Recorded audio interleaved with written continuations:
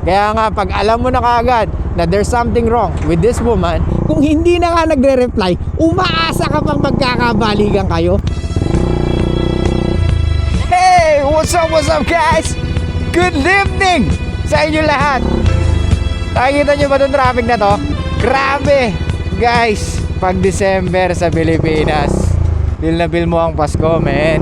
Yun nga lang, stressful sa daan kasi nga maraming sasakyan at masikip ang daan dahil maraming ginagawang daan. Anyway, pag-usapan natin tonight is about survival value and replication value.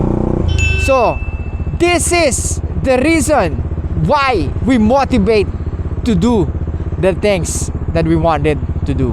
Survival value and replication value. Nabanggit ko na to sa mga maraming videos ko, especially sa mga hinahanap ng babae sa isang lalaki. Or tayo, naghahanap din tayo ng survival value.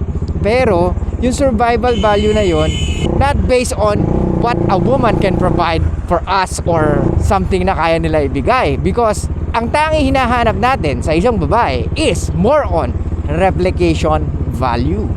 Nasabi ko na to many times sa maraming videos ko na kahit na marami kang resources, kung hindi mo naman kayang i-replicate yung sarili mo, then you will be extinct. Alam mo yung kamay na sobrang linis? So tayong mga lalaki, pag ikaw never ka nagkaroon ng girlfriend or never mo naranasan to have sex with a woman or with the opposite sex, you will be sterile.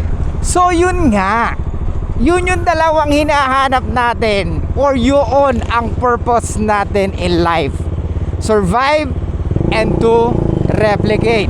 Pero ang pinakamataas na humahanap ng survival value is women.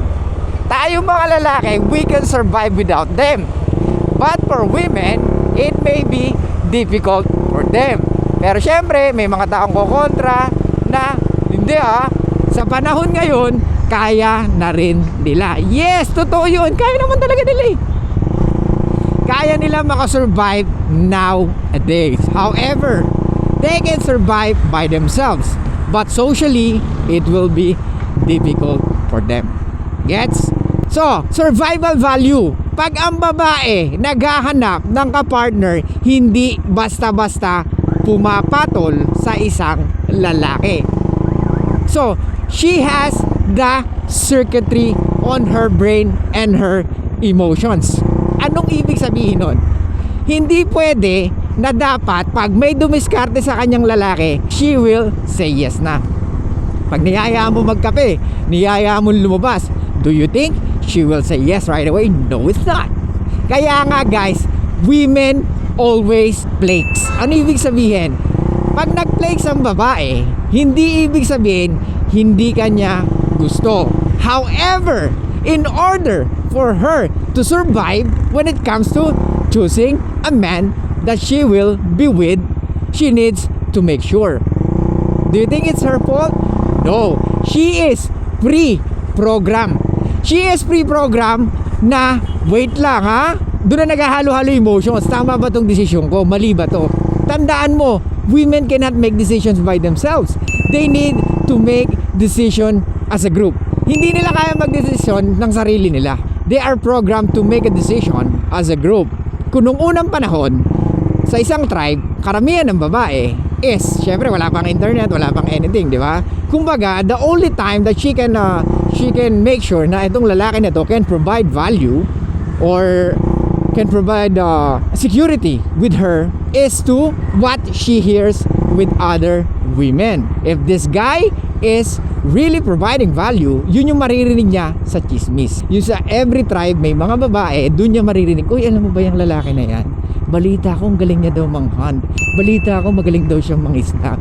Balita ko, he knows how to make fire. So, ibig sabihin, pag pinili ka ng isang babae, you are the best so far. Pero, hindi ibig sabihin nun, matatapos na doon yon. Kasi, yes, pinili ka niya dahil ikaw yung nakita niya the best. Pero pwede mo magbago yun? Yes, because tandaan mo, there's always the best guy out there. Hindi lang ikaw. Kung tingin mo magaling ka na dumiskarte, no, it's not. Kung tingin mo ikaw si Daniel Padilla, nasa'yo na ang lahat. Nagkakamali ka, Brad. Most women are dictated by their emotions. At uulit-ulitin ko, they are dictated by their emotions. Kaya nga, kung let's say, lalabas na kayo nung mismong araw na date nyo, bigla siya nag-cancel, is because of her emotions. So her emotions trying to say na wag mo na ituloy. Or maybe she will ask her friend, girl, ano ba gagawin ko? Tutuloy ko ba to? Girl, wag muna kung hindi mo feel. O, diba? May mga babae naman, girl, tuloy mo na, tagal-tagal mo nang walang date, no ka ba? O, diba? So dun natutuloy. So you need to say thank you with her friend. Tandaan mo, Brad, kaya nga ang babae matagal mag-say yes is because of her emotional or emotion circuitry. That's pre-program on her brain because she needs to be safe. Gets? Kasi hindi pwede. Okay, eto guys, ang babaeng maraming dinedate or maraming naging sexual partners, it can affect her soul. She can affect socially, or her life affects socially, and of course romantically. Kaya nga magkaibang ang babae at lalaki. Kaya hindi pwede. Si Loisa, yung sinasabi niya na kung kayang gawin ni Ronin ba yun? Di ba sabi ni Loisa sa message niya, ewan ko kung legit yun ha, kung kayang gawin ng lalaki, kaya rin gawin namin mga babae. That's BS, bro. Hindi totoo yun.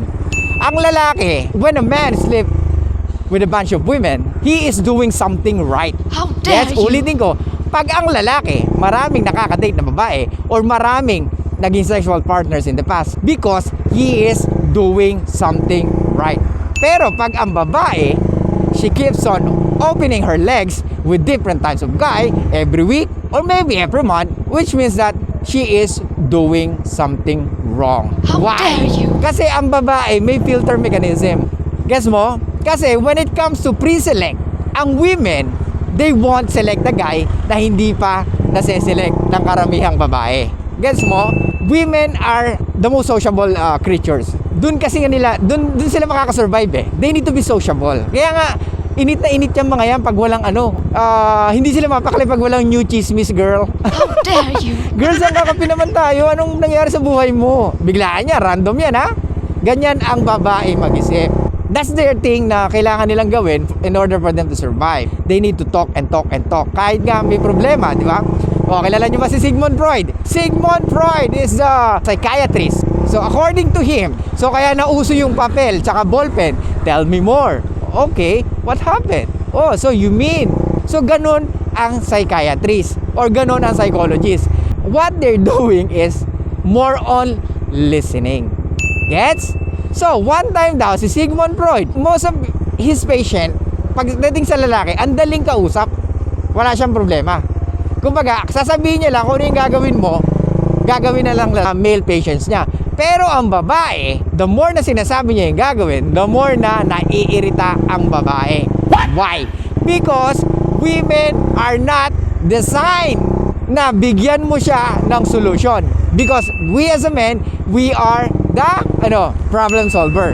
Kaya nga, tayong mga lalaki, kung lalapit ka sa isang psychiatrist or psychologist, that's the least. Ayun ay pinakahuling lalapitan mo. Because we, as a man, we are the problem solver. Kaya nga hindi ka nakikinig sa asawa mo, hindi ka nakikinig sa girlfriend mo, is because you want to answer or give answer to her problem.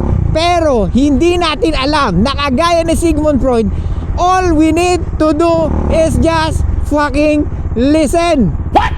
Kaya nga nauso na yung ballpen tsaka papel. Kasi nga natuto nang makinig si Sigmund Freud.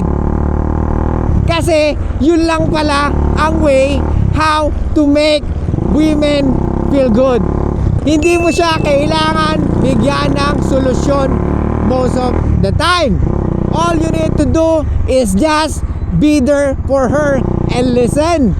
Gets? Kahit wala ka sinasabi, kahit yung tatango ka lang, kahit sasabihin mo lang, okay, and then, kahit ganun lang, they will appreciate you more kesa sa lalaki na sinasabi lahat ng dapat mong gawin. What? Pansinin mo sa girlfriend mo. Ikaw, mag-experiment ka. Try to listen to her most of the time. At magbigay ka lang ng konting reactions. She will appreciate you more than ever. Compare sa ikaw ang naghahanap ng solusyon sa problema niya. There are times na kailangan mo gawin yon. Lalo na pag tinanong ka niya, babe, paano ba gagawin ko? Magre-resign na sana ako. Kaso nga lang, nangihinayang naman ako kasi for how many years na rin ako dito sa trabaho na to. Pero I just feel like na parang hindi na ako nag-grow. May mga ganong problema. So ikaw bilang lalaki,